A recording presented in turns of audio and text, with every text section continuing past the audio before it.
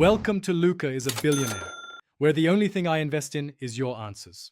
In this video, I will show how to play Man of Sorrows on guitar. Start by learning the main chord progression in the verse with a capo on 2 and gentle fingerpicking. Then isolate the rhythm pattern and count beats slowly until it feels natural. Work on dynamics, moving from soft arpeggios to stronger strums in the chorus. Finally, add the vocal melody over the chords and practice transitions between sections until they are smooth. For chords and fingerings, start with open chord versions if you are learning the song quickly, then move to movable shapes for accuracy.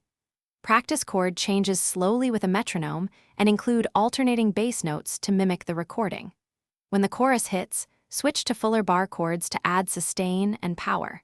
Keep your thumb position consistent to maintain a steady bass line while your fingers form clear chord tones. Work on rhythm by isolating the strumming pattern and counting out loud as you play, using down-up strokes to maintain flow.